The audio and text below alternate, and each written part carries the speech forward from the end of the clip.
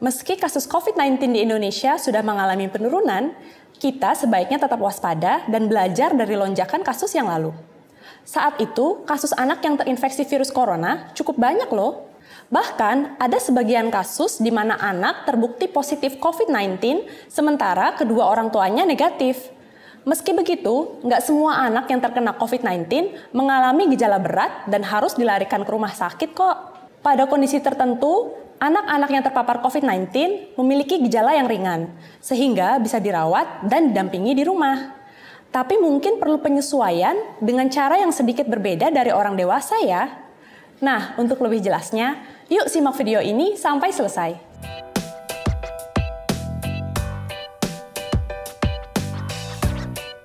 Halo, saya Dr. Winda dari Halo Dokter. Seperti yang kita tahu, virus corona bisa menyerang siapa aja, nggak terkecuali anak-anak. Dan sama seperti orang dewasa, anak-anak yang terpapar virus corona bisa mengalami beberapa gejala, seperti demam, batuk, pilek, dan nyeri tenggorokan. Bahkan, nggak sedikit juga yang mengalami hilangnya indera penciuman atau indera pengecap, serta sesak napas. Meski begitu, ada juga loh Bun, beberapa anak yang cuma mengalami gejala ringan, bahkan nggak bergejala sama sekali. Nah, anak-anak yang seperti ini biasanya nggak harus dirawat di rumah sakit dan bisa dirawat secara mandiri di rumah. Tapi perawatan yang dilakukan juga nggak boleh sembarangan ya. Ada beberapa hal yang perlu diperhatikan. Sebelum saya jelasin gimana cara merawat dan mendampingi si kecil saat terkena COVID-19, saya mau kasih info menarik dulu nih. Kalau Bunda ingin tahu lebih dalam soal penularan virus corona kepada anak atau mungkin tentang informasi kesehatan lainnya, Bunda bisa loh menanyakannya langsung ke dokter lewat layanan telemedicine chat bersama dokter di aplikasi Halo Dokter. Ada banyak dokter yang bisa Bunda ajak konsultasi, mulai dari dokter umum, dokter spesialis, sampai psikolog. Respons dokternya dijamin cepat deh. Nggak sampai 5 menit, biasanya tuh udah ada jawaban dari dokter. Ditambah lagi, penjelasan dokternya mudah banget dimengerti loh, plus akurat secara medis lagi. Dan kalau memang perlu, dokternya juga bisa kasih resep obat sesuai kebutuhan Bunda maupun si kecil. Terus, untuk nebus obatnya nggak perlu ribet-ribet. Cukup gunakan fitur Halo Shop di aplikasi Halo Dokter, nanti obat yang Bunda butuhin bakal langsung diantar ke rumah Bunda. Praktis kan? Makanya, yuk download aplikasi Halo Dokter di Google Play maupun App Store sekarang juga. Oke, sekarang kita masuk ke pembahasan ya. Seperti yang tadi saya jelaskan, merawat anak yang menderita COVID-19 secara mandiri di rumah nggak bisa disamain kayak merawatnya pas dia lagi sakit biasa. Nggak bisa juga sepenuhnya disamakan dengan isolasi mandiri orang dewasa. Makanya, untuk melakukan perawatan untuk si kecil selama masa isoman, Bunda pun perlu menerapkan strategi yang berbeda, mengingat adanya risiko penularan virus corona. Nah, untuk itu saya punya beberapa tips nih yang bisa Bunda coba untuk merawat si kecil yang lagi terkena COVID-19. Jadi, simak baik-baik ya. Tips yang pertama adalah memastikan kondisi kesehatan orang yang akan merawat anak terlebih dahulu. Pada kasus orang tua dan anak sama-sama terkena COVID-19, anak bisa dirawat oleh orang tua yang memang terkonfirmasi positif dan tidak bergejala berat, sehingga bisa isolasi mandiri bersama. Tapi, kalau anaknya aja yang positif, terus orang tuanya negatif, gimana dong? Berdasarkan anjuran IDAI, orang yang merawat si kecil yang positif COVID-19 sebaiknya adalah orang yang kondisinya paling sehat dan berisiko rendah terpapar virus corona. Lanjut ke tips yang kedua, gunakan masker. Selain memastikan kondisi kesehatan, Bunda dan Ayah juga sangat dianjurkan untuk selalu menggunakan masker selama merawat si kecil di rumah. Tujuannya ya tentu agar Bunda dan Ayah nggak tertular virus ini. Kalau memang si kecil sudah berusia 2 tahun atau lebih, ajarkan juga ia tentang pentingnya menggunakan masker, khususnya ketika ia berada di sekitar anggota keluarga lainnya yang sehat.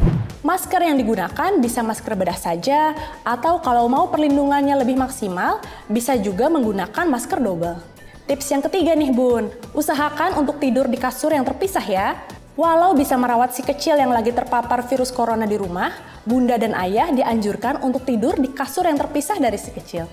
Tujuannya nggak lain dan nggak bukan untuk menurunkan resiko Bunda dan Ayah tertular virus corona melalui percikan air liur yang dikeluarkan oleh si buah hati saat tidur. Kalau memang si kecil masih terlalu kecil atau belum genap berusia 2 tahun dan tetap mau tidur berdekatan sama ayah dan bunda, nggak apa-apa. Biarkan saja dia tidur di kasur yang sama dengan ayah dan bundanya. Tapi sebagai gantinya, bunda dan ayah dianjurkan untuk tetap menggunakan masker saat sedang tidur. Sebab anak-anak nggak disarankan untuk menggunakan masker saat tidur, karena bisa menyebabkannya kesulitan bernapas yang bisa berbahaya baginya. Memang agak sedih sih, tapi demi bisa kumpul dan beraktivitas kayak biasa lagi, ya mau nggak mau harus diterapkan. Sebelum saya lanjut ke tips yang keempat, saya mau ingetin bunda dan ayah yang lagi nonton sekarang nih, buat subscribe ke channel YouTube Alo Dokter.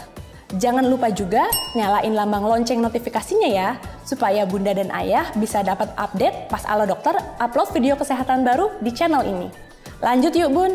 Tips yang keempat adalah selalu cuci tangan sebelum dan setelah menyentuh anak. Tentu bunda dan ayah sudah tahu ya, kalau tangan yang kotor itu adalah sarang kuman dan bisa menularkan virus corona serta penyakit lainnya. Oleh karena itu, bunda dan ayah harus mencuci tangan sebelum dan setelah menyentuh anak.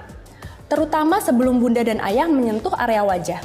Cuci tanganlah menggunakan air bersih dan sabun seenggaknya selama 20 detik ke seluruh permukaan tangan dan sela-sela jari, bahkan ujung-ujung kuku juga ya. Kalau nggak ada air dan sabun, pakai hand sanitizer juga bisa banget kok. Lebih baik lagi kalau bunda atau ayah juga selalu menjaga kebersihan kamar isolasi dengan memisahkan sampah seperti masker maupun tisu bekas pakai si kecil. Dan juga menyemprotkan cairan desinfektan pada bagian-bagian yang sering disentuh olehnya. Masuk ke tips yang kelima, yaitu selalu pantau gejala anak setiap hari. Selama merawat si kecil di rumah, pantau terus gejalanya setiap hari ya bun. Usahakan untuk mengukur suhu tubuhnya menggunakan termometer 2 kali sehari saat pagi dan malam hari. Kalau bisa, ukur juga saturasi oksigen dan frekuensi nadi si kecil menggunakan oximeter. Hal ini sangat penting loh untuk mengantisipasi terjadinya penurunan saturasi oksigen akibat happy hipoksia yang mungkin aja terjadi pada si kecil. Terus, bila perlu nih, catat juga setiap perubahan yang terjadi pada buah hati dari hari ke hari. Nantinya, catatan ini akan berguna ketika bunda dan ayah berkonsultasi ke dokter untuk melaporkan kondisi si kecil. Tips terakhir yang bisa bunda dan ayah lakukan adalah tetap berikan dukungan psikologis kepada anak. Terkena COVID-19 dan harus melakukan isolasi di rumah bisa jadi mimpi buruk bagi anak loh bun. Dia yang biasanya aktif bermain, jadi terbatas karena menderita kondisi ini. Nah, supaya ia nggak merasa down yang justru bisa memperburuk gejalanya, bunda dan ayah perlu memberikan ia semangat untuk sembuh. Dukunglah si kecil untuk mau makan makanan bergizi dan minum obat setiap hari. Jangan lupa juga untuk mengajaknya berdoa dan beribadah bersama, agar ia memiliki semangat dan percaya diri untuk mampu melawan virus tersebut. Kalau ia mulai bosan dengan masa isolasinya yang cukup lama, bunda dan ayah bisa mengajaknya untuk melakukan kegiatan menyenangkan bersama di kamar isolasi atau di halaman rumah sambil berjemur di pagi hari, berolahraga, atau memainkan mainan kesukaannya. Tapi pastikan bunda dan ayah tetap menggunakan masker dan menerapkan protokol kesehatan ya. Selain tips-tips yang barusan saya jelasin, sebenarnya bunda juga bisa loh melindungi si kecil dari virus corona dengan memberikannya vaksin COVID-19. Namun, sampai jangka waktu video ini dibuat, vaksin ini baru boleh diberikan kalau memang si kecil telah berusia di atas 12 tahun saja ya. Meski begitu, udah ada nih vaksin yang dari hasil penelitiannya dikatakan aman untuk anak usia 5-11 tahun. Nah, mudah-mudahan setelah video ini tayang, vaksinasi udah bisa diberikan untuk anak usia 5 tahun ke atas ya. Kalau buah hati kesayangan bunda dan ayah masih terlalu kecil, salah satu upaya untuk melindunginya dari paparan virus corona adalah dengan memastikan orang-orang di sekitarnya udah diberikan vaksin COVID-19. Jadi, baik bunda, ayah, pengasuh, atau anggota keluarga lainnya harus melakukan vaksinasi, supaya si kecil pun berisiko rendah terpapar virus ini. Eits, tapi gak cukup vaksin aja ya. Bunda, ayah, dan orang rumah lainnya tetap harus selalu menerapkan prokes dengan disiplin ya. Oke, kayaknya sampai segitu dulu aja ya informasi yang bisa saya berikan kali ini. Semoga setelah menonton tayangan ini, bunda dan ayah bisa lebih tenang dan gak kebingungan untuk merawat anak yang positif terinfeksi virus corona.